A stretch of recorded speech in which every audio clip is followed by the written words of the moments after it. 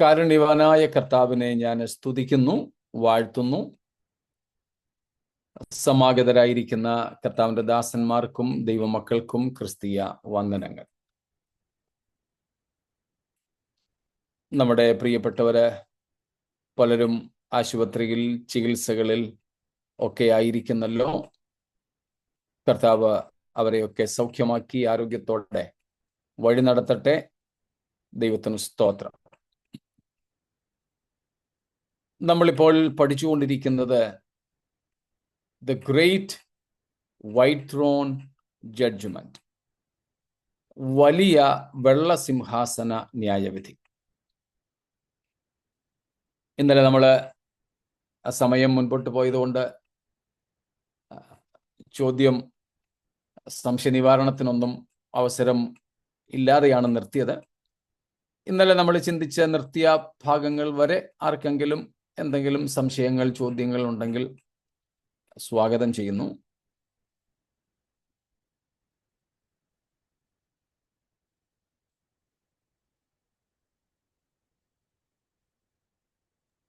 അല്ല പാസ്റ്ററെ, ഈ നമ്മൾ നീതിമാന്മാരുടെ പ്രതിഫലത്തിൽ വ്യത്യാസം ഉള്ളതുപോലെ ഈ ദുഷ്ടന്മാരുടെ അവരുള്ള അവിടുത്തെ ടെമ്പറേച്ചറോ വാട്ട് എവർ ഇറ്റ് ഈസ്, അതിൻ്റെ അകത്തും വ്യത്യാസങ്ങളൊക്കെ ഉണ്ടോ? തീർച്ചയായിട്ടും ഫണ്ണി ക്വസ്റ്റൻ ആണേ ഉള്ളൂ. ഉണ്ടാകും.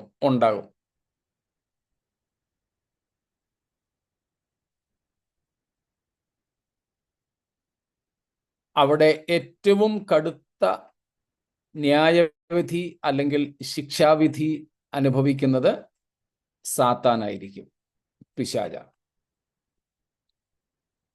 അത്രയും കടുത്ത വിധി അവന്റെ ദൂതന്മാർക്ക് പോലും ഉണ്ടാവില്ല.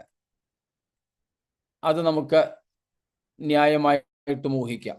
ഇപ്പം സ്വർഗത്തിൽ ഡീഫോൾട്ടായിട്ടുള്ള, സ്വർഗത്തിൽ പൊതുവെ എല്ലാവർക്കും ലഭിക്കുന്ന ചില അനുഭവങ്ങളുണ്ട്.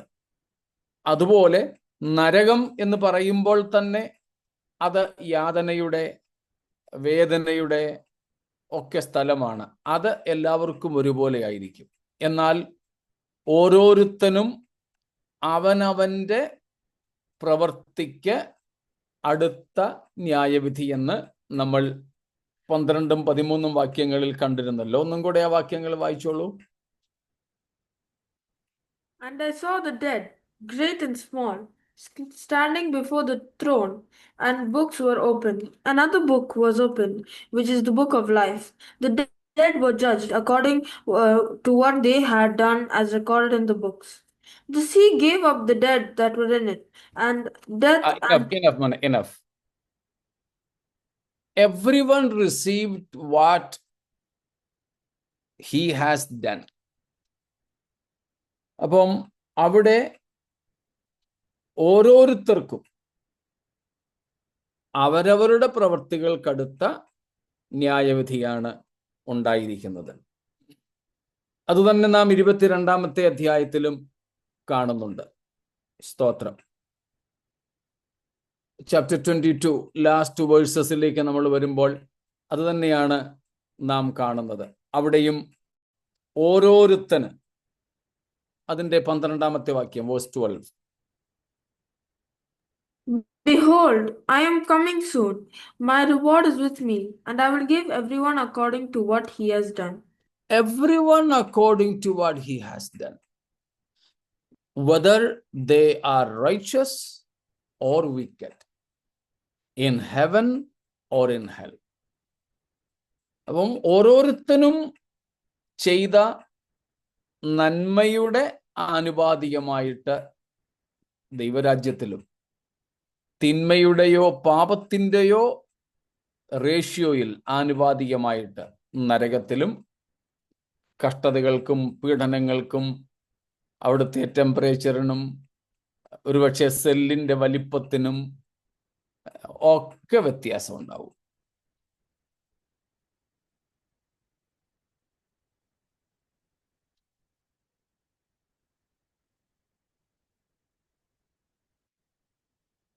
വേറെ ഒന്നും ഇല്ലെന്ന് കരുതുന്നു.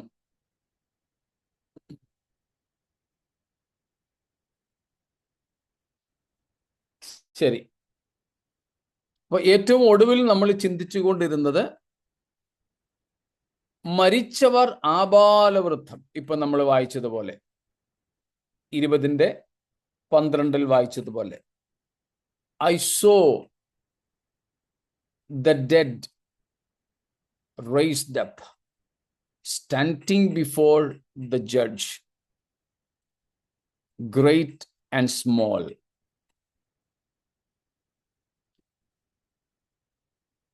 ഏറ്റവും പ്രായം കുറഞ്ഞവർ മുതൽ കൂടിയവർ വരെ, ആബാലവൃദ്ധം, ബാലന്മാർ തുടങ്ങി വൃദ്ധന്മാർ വരെ. അപ്പോഴായിരുന്നു നമ്മൾ ശിശുക്കളെ കുറിച്ച് പറഞ്ഞത്. ശിശുക്കളെ കുറിച്ച്. അപ്പൊ പൊതുവെ ക്രൈസ്തവ സഭകൾ കാത്തുസൂക്ഷിക്കുന്ന ഒരു ചിന്താഗതിയാണ്, ഒരു വിശ്വാസമാണ്, നന്മ തിന്മകളെ സ്വയം തിരിച്ചറിഞ്ഞ് തിരഞ്ഞെടുക്കുവാൻ മാനസികമായ പ്രാപ്തിയാകുന്നത് വരെ ഉള്ളവരെ ദൈവം യേശുക്രിസ്തുവിന്റെ ക്രൂശ് മരണത്തിലൂടെ നേരിട്ട് സ്വീകരിക്കുന്നു. They are in grace.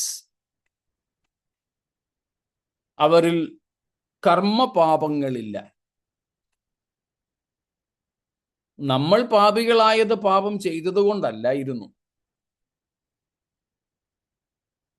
നമ്മൾ പാപികളായത് പാപം ചെയ്തതുകൊണ്ടല്ല. പിന്നെ പാപം ചെയ്തവന് ജനിച്ചവരായതുകൊണ്ടാണ്.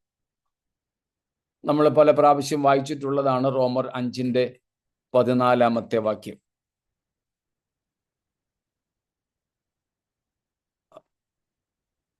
എങ്കിലും വരുവാനുള്ളവന്റെ പ്രതിരൂപമായ ആദാമിന്റെ ലംഘനത്തിന് തുല്യമായി പാപം ചെയ്യാത്തവരിലും മരണം ആദാം മുതൽ മോശ വരെ വാണിരുന്നു. ആദാമിന്റെ ലംഘനത്തിന് തുല്യമായി നമ്മൾ ആരും പാപം ചെയ്തിട്ടില്ല. പാപം ചെയ്തിട്ട് പാപിയായത് ആദാമും ഹൗവയും മാത്രമേ ഉള്ളൂ. നമ്മളാരും പാപികളായത് പാപം ചെയ്തതുകൊണ്ടല്ല, പകരം പാപത്തിൽ ജനിച്ചതുകൊണ്ടാണ്, പാപിക്ക് ജനിച്ചതുകൊണ്ടാണ്. We became sinners not because we committed sin, but we were born to sinners. We are born sinners. സകല മനുഷ്യരും ആദാം ഹൗവമാർ ഒഴികെ എല്ലാവരും ജന്മനാൽ പാപികളാണ്. ആ പാപത്തിനാണ് യേശുക്രിസ്തു ക്രൂശിൽ പരിഹാരം വരുത്തിയത്. അതുകൊണ്ട് ആദാമിന്റെ പാപം നിമിത്തം ഇനിയും ആരും പാപികളാകുന്നില്ല. ക്രിസ്തു അതിന് പരിഹാരം വരുത്തി. എന്നാൽ ഇനിയും ആരെങ്കിലും ശിക്ഷിക്കപ്പെടുന്നെങ്കിൽ അതിന് കാരണം അവരവര് തന്നെയാണ്. Yes. Because he or she personally despises Jesus Christ, who took his or her place. ഒരുവന്റെ അല്ലെങ്കിൽ ഒരുവളുടെ സ്ഥാനം സ്വയം ഏറ്റെടുത്ത് പാപത്തിന്റെ ശിക്ഷയേറ്റ മശിഹായിൽ വിശ്വസിച്ച് ആ മശിഹായെ ഉൾക്കൊള്ളാത്ത പാപം നിമിത്തമാണ് ഇന്ന് ഓരോരുത്തരും പാപത്തിന്റെ ശിക്ഷ വഹിക്കുന്നത്. അങ്ങനെ മനഃപൂർവം യേശുവിനെ തള്ളാനോ കൊള്ളാനോ പ്രാപ്തിയില്ലാത്ത ഒരു കുഞ്ഞിനെ ദൈവം പാപിയായി കാണുന്നില്ല. അതുകൊണ്ട് അങ്ങനെയുള്ള ശിശുക്കൾക്ക് വിശ്വാസമോ ഏറ്റുപറച്ചിലോ മാനസാന്തരമോ സ്നാനമോ അഭിഷേകമോ ഒന്നും തന്നെ ബാധകമല്ല എന്ന് സാരം. കഴിഞ്ഞ ദിവസം പറഞ്ഞ കാര്യം ഞാൻ ആവർത്തിക്കുന്നു. അതുകൊണ്ട് നമ്മൾ ഇൻഫന്റ് ബാപ്റ്റിസം, ശിശു സ്നാനവും അനുവർത്തിക്കുന്നില്ല. സ്തോത്രം. അതായിരുന്നു നമ്മൾ പറഞ്ഞു നിർത്തിയത്. മുൻപോട്ട് പോകാമല്ലോ.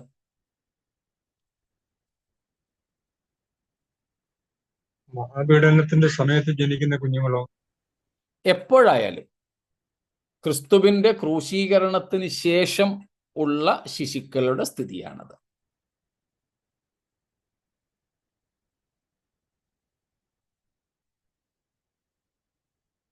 എന്നാൽ അതിനു മുമ്പ് ശിശുക്കൾക്ക്, പ്രത്യേകിച്ച് ആൺകുഞ്ഞുങ്ങൾക്ക്, ഇസ്രായേലുമായിട്ടുള്ള ഉടമ്പടിയുടെ അടയാളമായി സർക്കംസിഷൻ, പരിച്ഛേദന ദൈവം നിയമിച്ചിരുന്നു.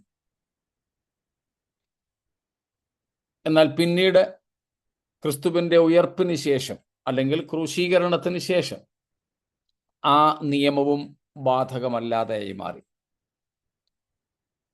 ഇപ്പം മഹാപീഡന കാലത്തായാലും ജനിക്കുന്ന ശിശുക്കളെ ആ നിലയിൽ തന്നെ കർത്താവ് കൈക്കൊള്ളുന്നു.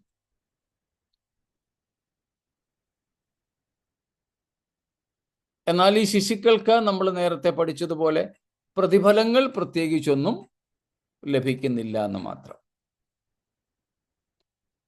കാരണം പ്രതിഫലം കൂലിയായിട്ടാണ്. കൂലി കിട്ടണമെങ്കിൽ പ്രവൃത്തി ചെയ്യണം. ഇവർ അങ്ങനെയുള്ള പ്രവൃത്തികളൊന്നും ചെയ്തിട്ടില്ലാത്തത് കൊണ്ട് ആ നിലയിലുള്ള കൂലി പ്രതിഫലമായിട്ട് ഇല്ല എന്ന് മാത്രമേ ഉള്ളൂ.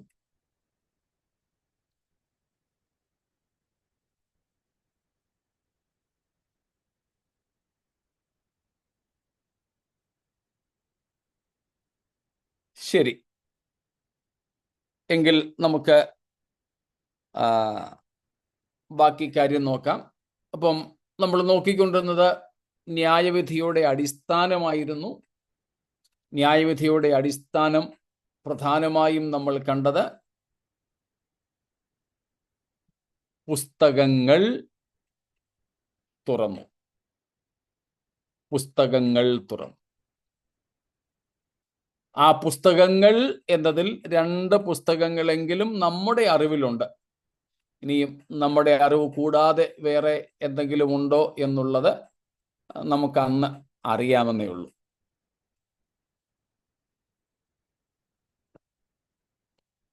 ഒന്ന്, ദൈവത്തിൻ്റെ വചനം. 2, ഓർമ്മയുടെ പുസ്തകം. ഓർമ്മയുടെ പുസ്തകം എന്നതുകൊണ്ട് അർത്ഥമാക്കുന്നത് സകല മനുഷ്യരുടെയും സകല റെക്കോർഡ്സും, മുഴുവൻ രേഖകളും കർത്താവിൻ്റെ പക്കലുണ്ട്. അത് അക്ഷരികമായ പുസ്തകമോ കമ്പ്യൂട്ടറൈസ്ഡോ ഒന്നും ആകണമെന്നില്ല. ദൈവം അതെങ്ങനെയാണോ അങ്ങനെ അന്ന് ഓരോരുത്തൻ്റെയും മുമ്പിൽ തെളിവ് നിരത്തുമെന്ന് മാത്രമേ ഉള്ളൂ. അതിന് ദൈവത്തിന് പല വഴികളുണ്ടല്ലോ. ദൈവത്തിന് പല വഴികളുണ്ടല്ലോ. അതുകൊണ്ട് അങ്ങനെ 2 പുസ്തകങ്ങളെ കുറിച്ച് നമ്മൾ കണ്ടു. മൂന്നാമത്തെ കാര്യമായിരുന്നു നമ്മൾ കണ്ടത്, നമ്മളിപ്പോൾ വായിച്ച 12ാം വാക്യത്തിന്റെ അടിസ്ഥാനത്തിൽ അവനവന്റെ പ്രവൃത്തികൾക്ക് അടുത്ത്. ഓരോരുത്തൻ്റെയും ഓർമ്മയുടെ പുസ്തകം, അതിനകത്ത് ഓരോരുത്തൻ്റെയും ജീവിതത്തിൻ്റെ മുഴുവൻ കാര്യങ്ങളും ഉള്ളടക്കം ചെയ്തിരിക്കുന്നു. അതുകൊണ്ട് ഓരോരുത്തരും എങ്ങനെയാണോ പ്രവർത്തിച്ചത് അതിന് അനുസൃതമായി ന്യായം വിധിക്കപ്പെടും. അപ്പോൾ ഈ 3 കാര്യങ്ങളാണ് പ്രധാനമായിട്ടുള്ളത്. ഓർമ്മയുടെ പുസ്തകത്തിൽ രേഖപ്പെടുത്തിയിരിക്കുന്നതിനനുസൃതമായി. 2, വേദപുസ്തക പ്രമാണങ്ങളോട് എങ്ങനെ ഒരുവൻ പ്രതികരിച്ചു എന്നതിനെ അടിസ്ഥാനപ്പെടുത്തി. അത് 2 മതി. എന്നിട്ടാണ് ഓരോരുത്തൻ്റെ പ്രവൃത്തിക്ക് അനുസരിച്ചു. ഇതാണ് ന്യായവിധിക്കുള്ള അടിസ്ഥാനം. ഏറ്റവും പ്രധാനപ്പെട്ട പുസ്തകമായി അവിടെ രേഖപ്പെടുത്തിയിരിക്കുന്നത് ജീവന്റെ പുസ്തകമാണ്. ജീവന്റെ പുസ്തകം. നമ്മൾ ആ ജീവന്റെ പുസ്തകത്തെക്കുറിച്ച് ഇതിനു മുമ്പ് പഠിച്ചതാണ്.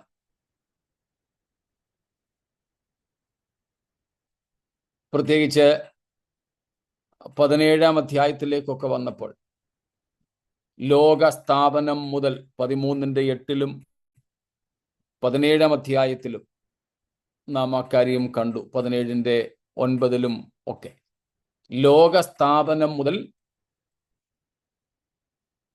ജീവന്റെ പുസ്തകത്തിൽ പേരെഴുതിയിരിക്കുന്ന അല്ലെങ്കിൽ എഴുതി കാണാത്ത എന്ന നിലയിൽ അന്ന് നമ്മളെ കാര്യം വിശദമായിട്ട് പഠിച്ചതാണ്.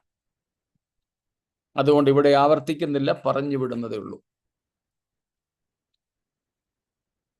അപ്പോൾ ജീവന്റെ പുസ്തകത്തിൽ പേരുണ്ടോ എന്നുള്ളതാണ് സ്വർഗത്തെയും നരകത്തെയും തീരുമാനിക്കുന്നതിലെ പ്രധാന ഘടകം. നേരത്തെ നടന്ന ന്യായവിധികളിൽ ഒന്നിലും ആ പരിശോധന നടന്നിരുന്നില്ല. വിശുദ്ധന്മാരുടെ ന്യായവിധിയിൽ ജീവപുസ്തകം പരിശോധിച്ചില്ല, പരിശോധിക്കേണ്ട ആവശ്യമില്ലായിരുന്നു. കാരണം ജീവപുസ്തകത്തിൽ പേരുള്ളവർ മാത്രമേ കർത്താവിന്റെ വരവിൽ എടുക്കപ്പെട്ടിട്ടുള്ളൂ. അതുകൊണ്ട് ഇനിയും ന്യായവിധി സമയത്ത് ഒന്നും കൂടെ ആ പുസ്തകം പരിശോധിക്കേണ്ട ആവശ്യമൊന്നുമില്ല. നമ്മുടെ കൂട്ട് നമ്മളാണെങ്കിൽ രാത്രിയിലും കിടക്കാൻ നേരം വീടൊക്കെ പൂട്ടി ചിലപ്പം ലൈറ്റും എല്ലാം ഓഫ് ചെയ്ത് പ്രാർത്ഥനയും കഴിഞ്ഞ് അങ്ങോട്ട് കിടന്നിട്ട് പിന്നെയും ഒരു സംശയം, പിന്നെയും ടോർച്ചും എടുത്തോണ്ട് അല്ലെങ്കിൽ മൊബൈലും അടിച്ചുകൊണ്ട് വന്നു ഒന്നുകൂടെ ഒന്ന് കൺഫേം ചെയ്തേക്കാം കഥക് പൂട്ടിയോ. ചിലരാണെങ്കിൽ എവിടെയെങ്കിലും പോകാൻ ഇറങ്ങിക്കഴിഞ്ഞ് അങ്ങ് വഴിയിൽ ഇറങ്ങിക്കഴിഞ്ഞിട്ട് ഒന്നും കൂടെ വന്ന് ഉറപ്പാക്കും.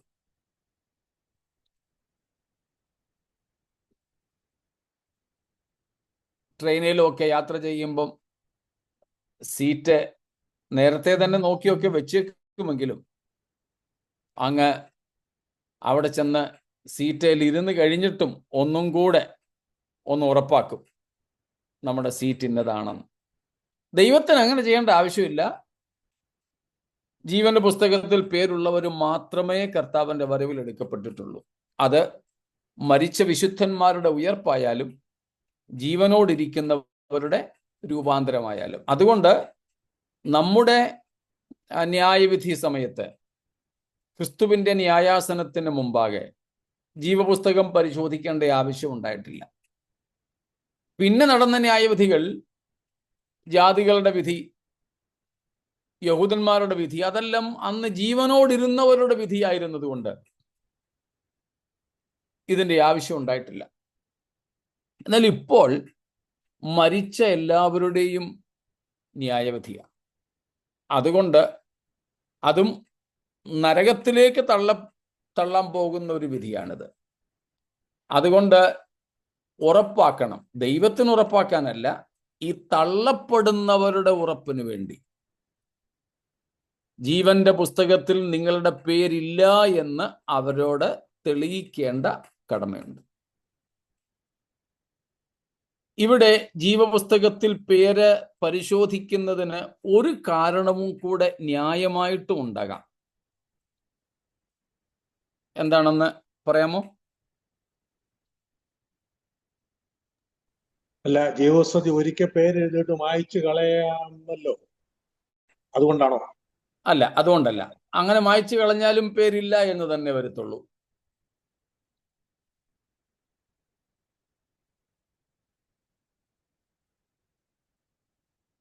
ഇവിടെ ജീവപുസ്തകം ഒന്നും കൂടെ പരിശോധിക്കുവാനുള്ള ഒരു പോസിറ്റീവ് റീസൺ ഉണ്ട്. അത് 1000 ആണ്ട് വാഴ്ചക്കാലത്ത്, കർത്താവിൻ്റെ 1000 ആണ്ട് വാഴ്ചക്കാലത്ത് സ്വാഭാവികമായി മരിച്ചവരും ഉയർക്കുന്നത് ഈ ഉയർപ്പിലായിരിക്കും. ആ കൂട്ടത്തിൽ ചിലർ ക്രിസ്തുവിനോടുള്ള ഭക്തിയിൽ ജീവിച്ചു മരിച്ചവരുണ്ടാകാം. മനസ്സിലായോ? 1000 ആണ്ട് വാഴ്ചക്കാലത്ത് പിശാചിന്റെ കൂട്ടുകെട്ടിൽ അകപ്പെടുന്നതിനു മുമ്പ് ക്രിസ്തുവിനോടുള്ള വിധേയത്വത്തിൽ ജീവിച്ച് മരിച്ചവർ ഉണ്ടാകും. അവരും ഉയർക്കുന്നത് ഈ ഉയർപ്പിലായിരിക്കും, ഈ അന്തിമ ഉയർപ്പിലായിരിക്കും. അങ്ങനെ ക്രിസ്തുവിനോടുള്ള ലോയൽറ്റിയിൽ, വിധേയത്വത്തിൽ ജീവിച്ച് സ്വാഭാവികമായി മരിച്ച വിശുദ്ധന്മാർ, അവർ വിശുദ്ധന്മാരാ. അവര് ദൈവസഭയുടെ ഗണത്തിൽ പെടുന്നവരല്ലെങ്കിൽ കൂടെ നിത്യന്യായവിധിയിൽ നിന്നും ഒഴിയുന്നവരാണ്, ഒഴിവുള്ളവരാണ്. അവരെയും കൂടെ കാടടച്ച് നരകത്തിലേക്ക് വിടുന്ന പരിപാടിയില്ല. അങ്ങനെ എണ്ണപ്പെട്ട ചുരുക്കം ചിലരെങ്കിലും ജീവപുസ്തകത്തിൽ പേരുള്ളവരായിട്ടുണ്ടെങ്കിൽ അവരെ നിത്യശിക്ഷാവിധിക്ക് തള്ളിക്കളയാതെ നിത്യജീവനിലേക്ക് പ്രവേശിപ്പിക്കുക എന്ന ദൈവത്തിൻ്റെ നീതി നടപ്പാക്കാനാണ് ഇവിടെ ജീവപുസ്തകം ഒന്നുകൂടെ പരിശോധിക്കുന്നത്. വ്യക്തമാണോ?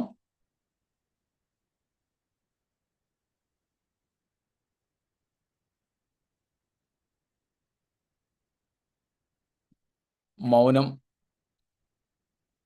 എന്തിനാണോ സമ്മതം?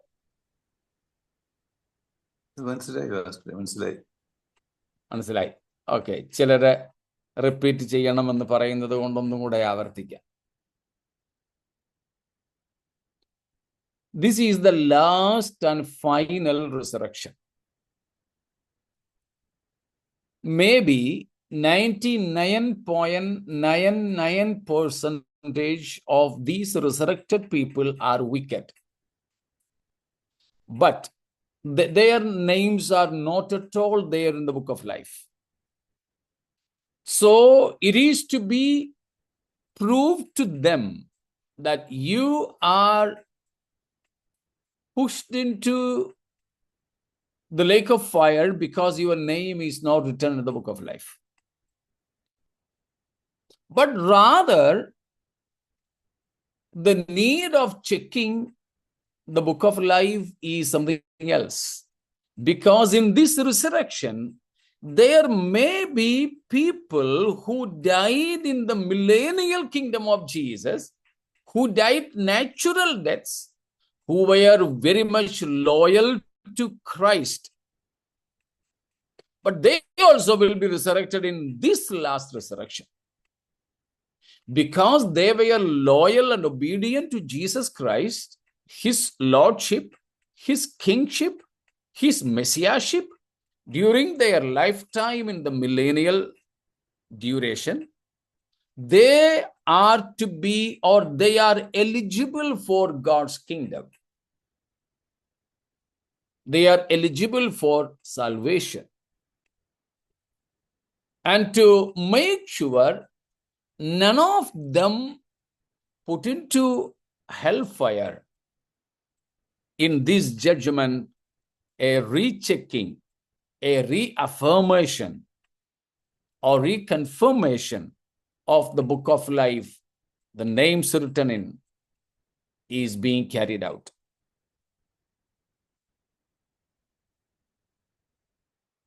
Clear? If not, I will again repeat. Okay. ഈ 1000 ആണ്ട് വാഴ്ചയുടെ അവസാനവും ജീവനോടിരിക്കുന്ന ഒരു വിശുദ്ധനുണ്ടെങ്കിൽ അദ്ദേഹം രൂപാന്തരപ്പെടുമോ?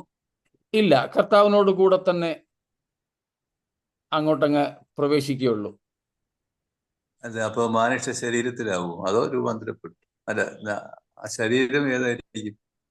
അതെ, അത് നിത്യതയിൽ ആ ശരീരത്തിന്, ഇപ്പോഴത്തെ ശരീരത്തിന് രൂപാന്തരം ഉണ്ടാവും.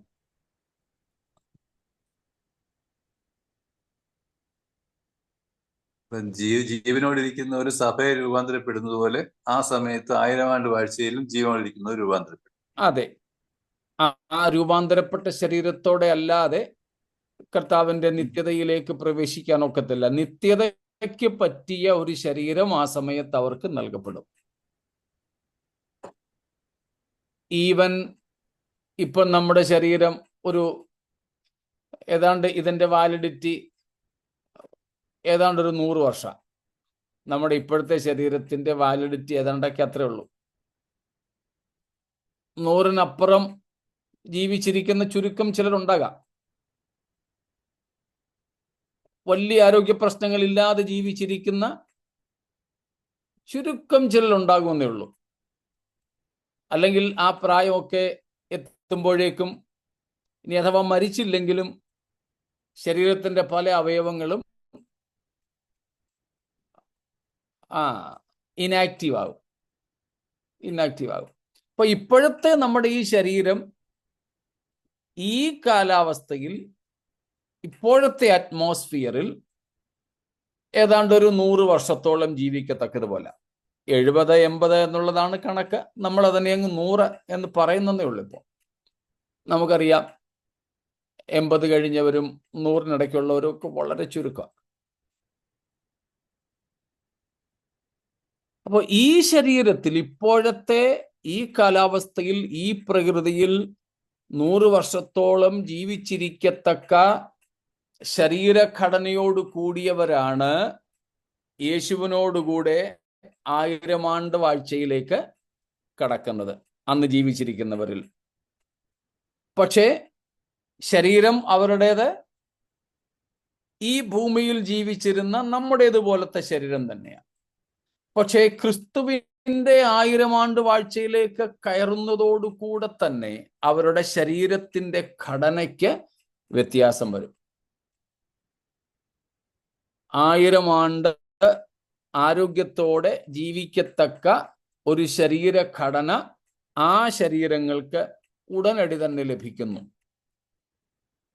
ഇതുപോലെ ആ 1000 ആണ്ട് വാഴ്ചയ്ക്ക് പറ്റിയ ശരീരത്തോടു കൂടെയാണ് ക്രിസ്തുവിനൊപ്പം അവർ വാണിട്ട് പിന്നീട് ഈ നമ്മളിപ്പോൾ കണ്ടുകൊണ്ടിരിക്കുന്ന ന്യായവിധി, ഇതും കഴിഞ്ഞിട്ടാണ് ഈ ഭൂമിയുടെ ഈ അഖിലാണ്ടത്തിന്റെ റെനോവേഷൻ.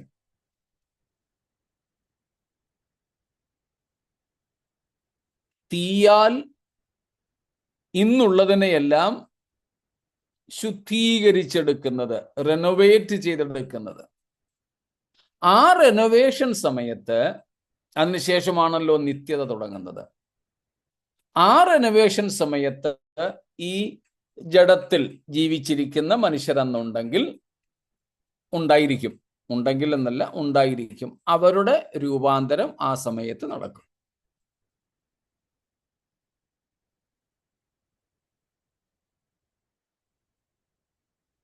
മനസ്സിലായോ?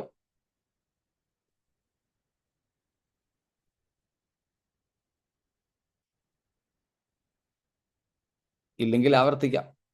ഓക്കെ.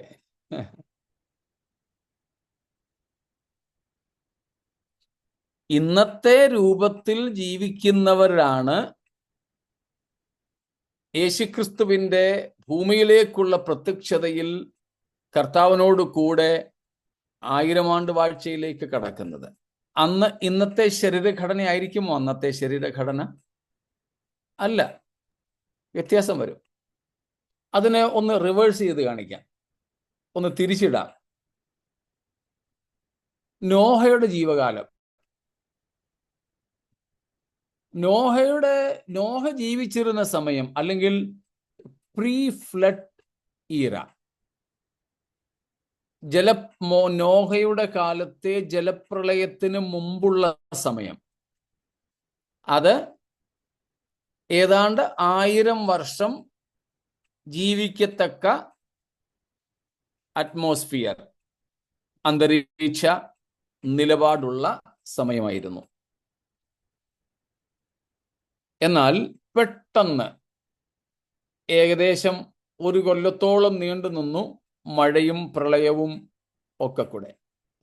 ആ ഏകദേശം 1 കൊല്ലം ആ പ്രളയകാലം കഴിഞ്ഞിട്ട് പണ്ട് ജീവിച്ചിരുന്ന നോഹ ഇപ്പോഴും ജീവിക്കുന്നു. പക്ഷേ എന്ത് വ്യത്യാസം ഉണ്ടായി? കാലഘട്ടത്തിന്, കാലാവസ്ഥയ്ക്ക് ഒക്കെ മാറ്റം ഉണ്ടായി. നേരത്തെ ആയുസ് 1,000 years. 1000-ഓടടുത്തായിരുന്നു. പക്ഷേ പ്രളയശേഷം 120 120 കണ്ടോ, 1000-ൽ നിന്ന് 120-ലേക്ക് കുറഞ്ഞു. എങ്ങനെയാ കുറഞ്ഞത്? അന്നത്തെ കാലാവസ്ഥയെ, അന്തരീക്ഷത്തെ മുഴുവനും ആ നിലയിൽ ദൈവം മാറ്റി. പക്ഷെ ശരീരം പണ്ടുണ്ടായിരുന്നായിരുന്നു നോഹയുടേതെങ്കിലും പിന്നെ ഇപ്പോഴത്തേക്ക് വന്നപ്പോഴത്തേക്കിനും ഇപ്പോഴത്തെ കാലാവസ്ഥയ്ക്ക് പറ്റിയതായിട്ടത് മാറി. അതിൻ്റെ ഭാഗമായിരുന്നു ഫെർമെന്റേഷൻ. നോഹ വീഞ്ഞു കുടിച്ച് മത്തനായെന്നൊക്കെ വായിക്കുന്നതിൻ്റെ സയന്റിഫിക് റീസൺ എന്ന് വേണമെങ്കിൽ പറയാം. നേരത്തെ ഇതുപോലെ വീഞ്ഞെടുത്ത് വെച്ചാൽ പുളിക്കത്തില്ലായിരുന്നു. 1000 വർഷം വരെ കേടുകൂടാതിരിക്കുന്ന തരത്തിലായിരുന്നു ടെമ്പറേച്ചർ അഡ്ജസ്റ്റ്മെന്റ്, നമ്മുടെ ഇപ്പോഴത്തെ മനസ്സിലാക്കാനുള്ള ഭാഷയിൽ പറഞ്ഞാൽ. പക്ഷെ പ്രളയം കഴിഞ്ഞപ്പോഴത്തേക്കിനും മാറ്റം ഉണ്ടായി. 120 മാക്സിമം എന്ന നിലയിലേക്ക് ഇതിനെ റെഡ്യൂസ് ചെയ്തു, കുറച്ചുകൊണ്ടുവന്നു. അത് പാവം നോഹയ്ക്ക് മനസ്സിലായില്ല. പഴയ പോലെയൊക്കെ ചെയ്തു വെച്ചു, എടുത്തു കുടിച്ചു, അപ്പോഴത്തേക്കിനും പൊളിച്ചു. അപ്പൊ കാലാവസ്ഥയ്ക്ക് മാറ്റം ഉണ്ടായി. അതിനനുസരിച്ച് ശരീരഘടന മാറി. ഇതുപോലെ നേരെ റിവേഴ്സ് ചെയ്യുകയാണ്, നേരെ തിരിച്ചിടുകയാണ് 1000 ആണ്ട് വാഴ്ചയിൽ.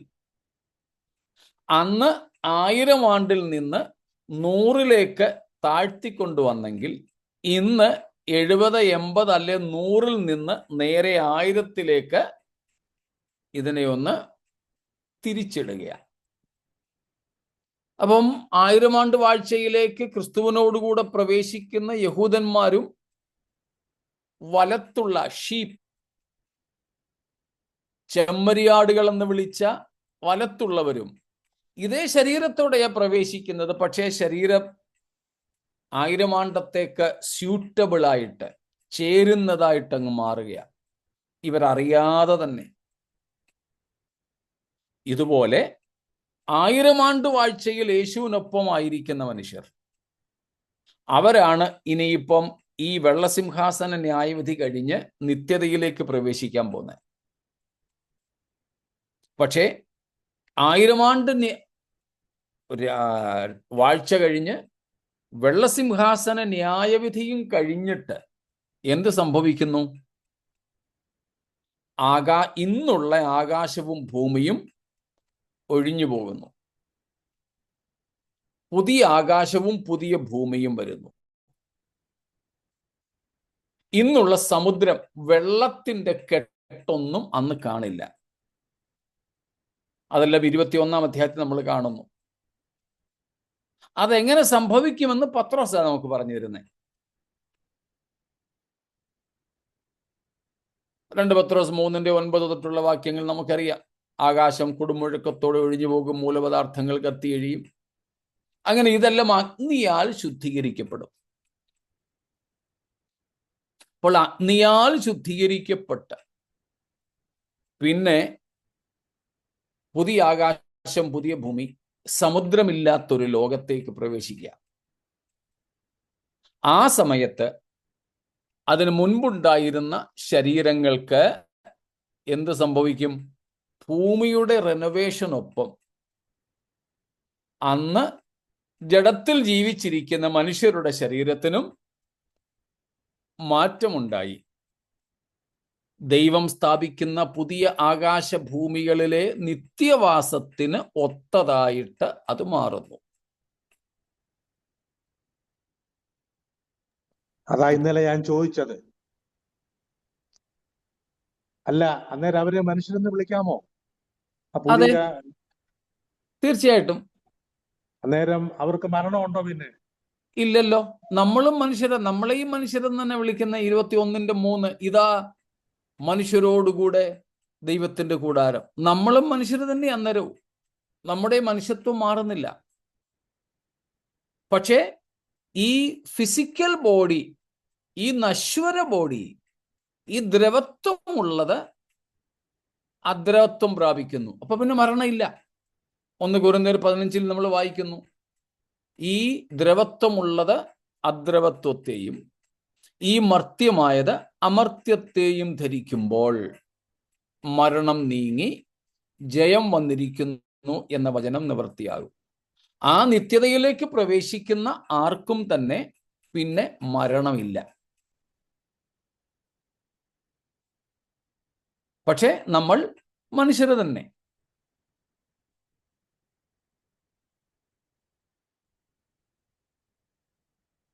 എന്നോട് പറഞ്ഞ ആള് പറയുന്നത് ഭൂമി മീൻസ് പുതിയ ആകാശം പുതിയ ഭൂമിയിലും മനുഷ്യജാതികള് ഉണ്ടാകും. ദൈവം ഏദൻ തോട്ടത്തിൽ പറഞ്ഞ പോലെ നിങ്ങൾ പെറ്റുപെരുകി ഭൂമി നിറയുമെന്ന് പറയുന്ന ആ വാഗ്ദത്തം അന്നാണ് നിറവേറുന്നതെന്ന്. അന്ന് ജന്മം ഉണ്ടാകുമോ? ഇല്ല. അന്ന് ജനന മരണങ്ങൾ ഉണ്ടാവില്ല. അതാണ് കർത്താവ് പറഞ്ഞത്.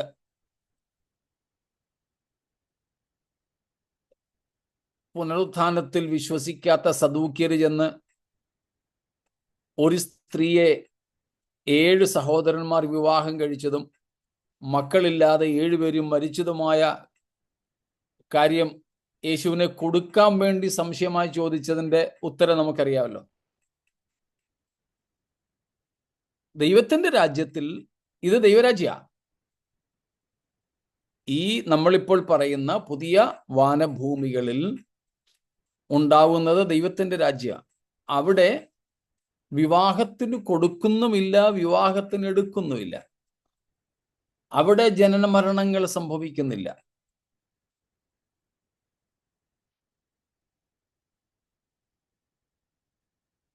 യേശുവിന്റെ ഭാഷയിൽ പറഞ്ഞാൽ ദൈവദൂത തുല്യരായി യുഗായുഗങ്ങൾ കർത്താവിനോട് കൂടെ വസിക്കുകയാണ്.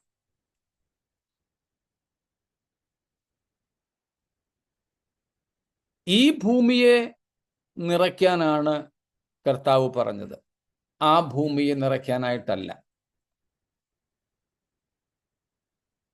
ആ ഉപദേശങ്ങൾക്ക് വേദപുസ്തക അടിസ്ഥാനങ്ങളില്ല.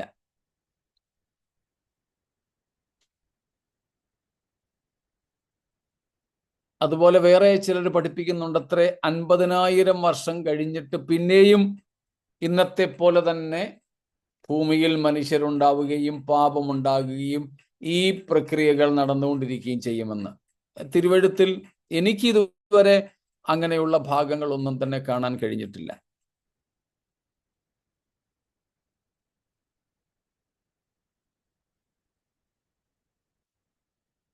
അല്ല, ഭൂമി പെറ്റുപെരുകെന്ന് പറയുന്നത് ആ മില്ലേനിയ സമയത്ത് ഇതുണ്ടാവും. ഉണ്ടാവും, യാ മില്ലേനിയത്തിലുണ്ടാവും. അന്ന് ഇൻഫന്റിസൈഡ്സ്, ശിശു മരണങ്ങൾ ഉണ്ടാവില്ല. അന്ന് പ്രസവത്തിന് വേദനയും ഉണ്ടാകാൻ സാധ്യതയില്ല. ഇന്നത്തെ പോലെയുള്ള മറ്റ് പ്രശ്നങ്ങളൊന്നും അന്നുണ്ടാവത്തില്ല. ഇന്ന് ശാരീരിക പ്രശ്നങ്ങളില്ലാത്തവരും പിള്ളേരെ 2 പിള്ളേരിൽ കൂടുതലായി കഴിഞ്ഞാൽ പിന്നെ നാണക്കേടാണെന്നും പറഞ്ഞ് മക്കൾ മതിയാക്കുന്നവരുണ്ട്. അല്ല, 1 or 2 കൂടിയാൽ പിന്നെ അവരെ നന്നായിട്ട് വളർത്താൻ ഒക്കത്തില്ല, സാമ്പത്തിക ഇല്ലെന്നും പറഞ്ഞ് മക്കൾ മതിയെന്ന് ചിന്തിക്കുന്നവരുണ്ട്. പഠിപ്പിക്കാൻ ഒക്കാതെ വരുമെന്നും പറഞ്ഞുണ്ട്. അങ്ങനെയൊന്നുമുള്ള ഭീതികൾ അക്കാലത്ത് ഉണ്ടാവില്ല. 1000 ആണ്ട് വാഴ്ചക്കാലത്ത്.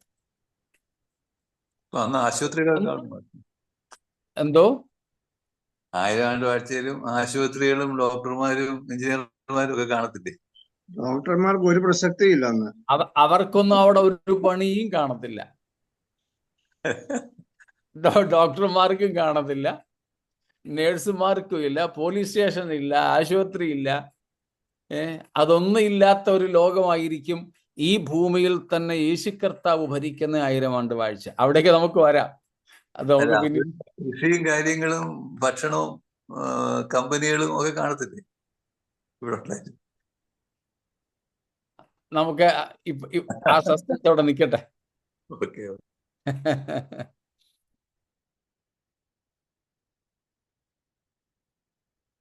അതിൻ്റെ ഒന്നും ആവശ്യം അവിടെ ഇല്ല. പക്ഷെ ഉദയനക്ഷത്രം കൊടുക്കുക നമ്മൾ പഠിച്ചില്ല. അത് ഉദയനക്ഷത്രം യേശു ക്രിസ്തു എന്ന് പറഞ്ഞു. അത് വേറൊരു പഠിപ്പിക്കൽ എന്താണെന്ന് ചോദിച്ചാല്, ഉദയനക്ഷത്രം എന്ന് പറയുന്നത് നമുക്ക് ഓരോ ദൈവമക്കൾക്കും ഭരിക്കാനുള്ള ഓരോ ഗോളങ്ങളാണെന്ന് ഒരു പഠിപ്പീരുണ്ട്. അപ്പം മനുഷ്യൻ വർദ്ധിക്കുമെന്നുള്ള ഈ സഹസ്രാബ്ദ വാഴ്ചയിൽ നിന്ന് ഈ ന്യായവിധി കഴിഞ്ഞിട്ട് പ്രവേശിക്കുന്ന യഹൂദന്മാരും അന്നത്തെ ആ ജാതികളുമായ ആൾക്കാരെ നമ്മുടെ ജോയിക്കുട്ടി പറഞ്ഞ പോലെ മനുഷ്യൻ വർദ്ധിപ്പിക്കുമെന്നൊരു പഠിപ്പിക്കലുണ്ട്. അന്നേരം ഉദയനക്ഷത്രം നിറയത്തുള്ളെന്ന് നമുക്ക് ഭരിക്കാൻ ഗോളങ്ങളെ കിട്ടുമെന്നൊക്കെ ഒരു പഠിപ്പിക്കലുണ്ട്. അങ്ങനെ എസക്കേൽ സാറിന്റെ പുസ്തകത്തിൽ ഉണ്ടെന്ന് പറഞ്ഞാ എന്നോട് സംസാരിച്ചത് ആ ആള്. ഞാനീ പറഞ്ഞ 50,000 വർഷത്തിന്റെ കണക്ക് പറഞ്ഞിരിക്കുന്നതും അദ്ദേഹം തന്നെയാണ്. പക്ഷെ ഞാനത് വായിച്ചിട്ടില്ല. അതുകൊണ്ട് അദ്ദേഹം എങ്ങനെയാണത് വിശദീകരിക്കുന്നതെന്ന് എനിക്ക് മനസ്സിലാക്കാൻ കഴിഞ്ഞിട്ടില്ല. അച്ഛൻ്റെ കയ്യിൽ ആ പുസ്തകം വല്ലതും കിട്ടിയാൽ ഒന്ന് വായിച്ച് നോക്കി, അല്ലെങ്കിൽ അതിൻ്റെ PDF വല്ലതും ഉണ്ടെങ്കിൽ എനിക്കും കൂടെ ഒന്ന് അയച്ചു തന്നാൽ ഞാനും കൂടെ ഒന്ന് നോക്കാം.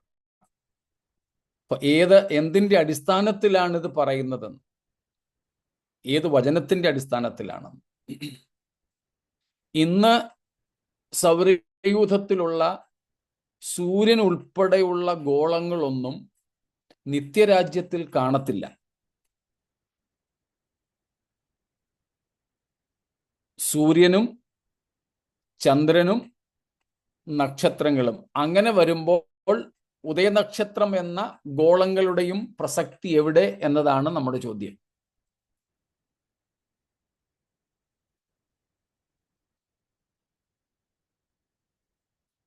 ഇനി എവിടെയെല്ലാം മനുഷ്യരുണ്ടായാലും ഏതെല്ലാം ജീവികൾ ഉണ്ടായാലും അന്ന് രാജ്യത്വം മുഴുവനുമായിട്ട് ഏറ്റെടുക്കുന്നത് നമ്മുടെ കർത്താവ് തന്നെയാണ്. കർത്താവിനോട് കൂടെ നമുക്ക് വാഴാനായിട്ട് അവസരങ്ങളുണ്ട് എന്നുള്ളത് വേറെ കാര്യം. അത് കർത്താവിന് അധീനരായിട്ട് ഏൽപ്പിക്കുന്ന പ്രതിഫല വിഭജനത്തിലെ കാര്യങ്ങളാണെന്ന് നമ്മൾ കണ്ടല്ലോ. അപ്പോൾ ഈ പഠിപ്പീരുകൾക്ക് എന്ത് വേദപുസ്തകാടിസ്ഥാനം എന്നുള്ളതാണ് നമുക്ക് മനസ്സിലാക്കേണ്ടത്. അങ്ങനെ ഒന്ന് കാണാൻ എനിക്ക് ഇതുവരെ കഴിഞ്ഞിട്ടില്ല. ഇനി നാളെ എനിക്കത് മനസ്സിലാക്കാൻ കഴിഞ്ഞാൽ ഞാനും അങ്ങനെ പഠിപ്പിക്കാം.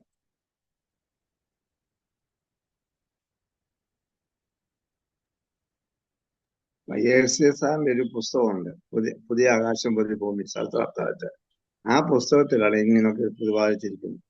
ഓക്കെ, ഞാനും വായിച്ചിട്ടുണ്ട്. പക്ഷേ ഞാനും വായിച്ചിട്ടുണ്ട് ഇത് തന്നെ. എന്തോ കേട്ടില്ല. ഞാനും വായിച്ചിട്ടുണ്ടെന്ന് പറയണ ആ പുസ്തകം. Okay okay okay. എൻ്റെ കയ്യിൽ ആ പുസ്തകം ഇല്ലെന്നാണ്, ഞാൻ വായിച്ചിട്ടില്ല. ഏതായാലും കിട്ടുകയാണെങ്കിൽ ഞാനും വായിച്ചു നോക്കാം. അപ്പം ഉണ്ടെങ്കിൽ ഒരു കോപ്പി ആരെങ്കിലും പാസ്റ്റർക്ക് അയച്ചു കൊടുക്കും. സഹസ്രാബ്ദ വാഴ്ചയും പുതിയ ആകാശവും പുതിയ ഭൂമിയും എന്നുള്ള പുസ്തകമാണ്. അതാണ് പറയുന്നത്. ആ പുസ്തകം സാർ എഴുതിയ പുസ്തകം, പുതിയ സഹസ്രാബ്ദ വാഴ്ച, പുതിയ ആകാശം പുതിയ ഭൂമി. പുതിയ ഭൂമി തോന്നുന്നു അതിന്റെ പേര് ശരിക്കും അങ്ങനെയാണെന്ന് തോന്നുന്നില്ല. അതെ, അങ്ങനെ തന്നെ. ഓക്കെ, ഞാനും നോക്കാം. എവിടെയെങ്കിലും കിട്ടുകയാണെങ്കിൽ ഞാനും വായിക്കാം.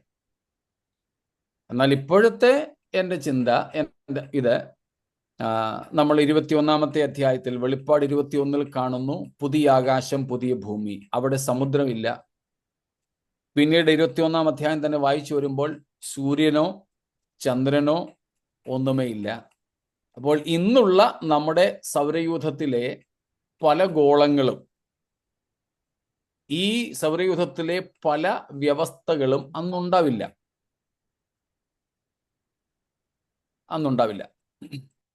കൂടാതെ വിശുദ്ധന്മാർക്ക് വസിക്കുന്നതിന് വേണ്ടി ഉണ്ടാക്കുന്ന ആ പുതിയ യെരുശലേം എന്ന നഗരം തന്നെ മോർ ദാൻ ഇനഫ്. അതിലെ അളവുകളുമൊക്കെ തന്നെ നമ്മൾ എടുത്ത് പഠിച്ചാൽ അപ്പോൾ പിന്നെ മറ്റ് വാനഗോളങ്ങളിലേക്ക് മാറ്റിപ്പാർപ്പിക്കേണ്ടതായ ആവശ്യവും വരുന്നതായിട്ട് നമുക്ക് മനസ്സിലാക്കാൻ സാധിക്കുന്നില്ല. അല്ല, സഖ്യ സാർ എഴുതിയോണ്ട് നമ്മൾ അംഗീകരിക്കണമെന്നില്ല. ബൈബിളാ നമ്മളുടെ അതെ, ഏറ്റവും അതെ, ഏറ്റവും നല്ല റെഫറൻസ്. തീർച്ചയായിട്ടും അദ്ദേഹം ഒരു പ്രവചന വ്യാഖ്യാന വിദഗ്ധനായിരുന്നു എന്ന് മലയാളി ക്രൈസ്തവ ലോകം അംഗീകരിക്കുന്നു. എന്ന് വിചാരിച്ച് അദ്ദേഹം പറയുന്നതെല്ലാം തെറ്റില്ലായ്മകളല്ല. അതുകൊണ്ടാണ് ഞാൻ പറഞ്ഞത്, എന്തിൻ്റെ അടിസ്ഥാനത്തിലാണ് ഇത് പറയുന്നതെന്ന് നമുക്കൊന്ന് മനസ്സിലാക്കുന്നത് നല്ലതാണ്. അദ്ദേഹത്തെ ഖണ്ഡിക്കാനായിട്ടല്ല, നമുക്ക് മനസ്സിലാക്കാൻ തന്നെ അതൊരാവശ്യമാണ്. അന്നുള്ള ആളുകളൊക്കെ ആത്മരൂപികളായിരിക്കുമല്ലോ, അല്ലേ?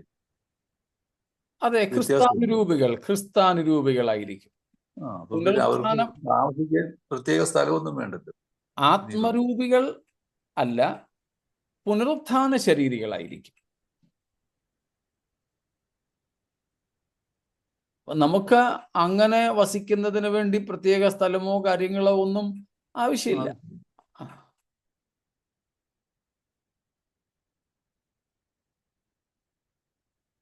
ഓക്കെ, നമുക്ക് ബാക്കി ഭാഗം കർത്താവ് വന്നില്ലെങ്കിൽ തിങ്കളാഴ്ച ചിന്തിക്കാം. ഏതായാലും യോഹന്നാൻ അപ്പോസ്തലൻ പറയുന്നത് പോലെ നാം ഇന്ന് ദൈവമക്കളാകുന്നു, ഇന്നതാകും എന്ന് ഇതുവരെ പ്രത്യക്ഷമായിട്ടില്ല. ഇവയെല്ലാം നമുക്ക് അനുമാനങ്ങളാണ്. എന്നാൽ നമ്മുടെ കർത്താവ് പ്രത്യക്ഷനാകുമ്പോൾ നമ്മൾ കർത്താവിനെ താൻ ഇരിക്കും പോലെ കാണും. അതുകൊണ്ട് കർത്താവിനോട് സദൃശന്മാരാകും. അത് നാം അറിയുന്നു, അത് ഉറപ്പാണ്. അതുകൊണ്ട് ആ ഒരു ഉറപ്പോടെ കർത്താവിൻ്റെ വരവിനായിട്ട് നമുക്കൊരുങ്ങി മുൻപോട്ട് ജീവിക്കുന്നതിന് ഈ വചനങ്ങളും സഹായകമാകട്ടെ എന്ന് പ്രാർത്ഥിച്ച് ഇന്നത്തെ നമ്മുടെ ക്ലാസ് ഇവിടെ നിർത്തുന്നു. ദൈവം നമ്മെ അനുഗ്രഹിക്കുമാറാകട്ടെ.